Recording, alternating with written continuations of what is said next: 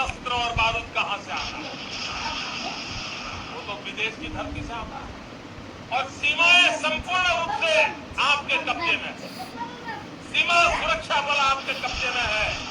मैंने उनको दूसरा सवाल पूछा, हमने कहा आतंकवादियों के पास धन आता है, हवाले से आता है, पूरा मनी ट्रांजैक्शन का कारोबार भारत सरकार के कब्जे में है, आरबीआई के अंदर में है, बैंकों के माध्यम से होता है। क्या आप प्रधानमंत्री आप इतनी निगरानी नहीं रख सकते? ये जो धन विदेश से आकर के आतंकवादियों के पास जाता है आपके हाथ में है, आप उसको क्यों नहीं रोकते हैं? मैंने तीसरा सवाल उनको पूछा, विदेशों से घुसपैठ भी आते हैं, घुसपैठ भी आतंकवादियों के रूप में आते हैं, आतंकवादी घटनाएं करते हैं, भाग जाते हैं।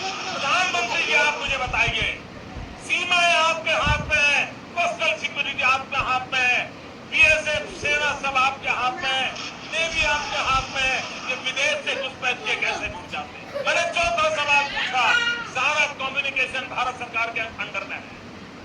कोई भी अगर टेलीफोन पे बात करता है, ईमेल भेजता है, कोई भी कम्युनिकेशन करता है, भारत सरकार उसको इंटरप्ट कर सकती है, इंटरप्ट करके जानकारियां पा सकती है कि आतंकवादी गतिविधि के अंदर कौन सा कम्युनिकेशन चल रहा है और आप उसे रोक सकते हो।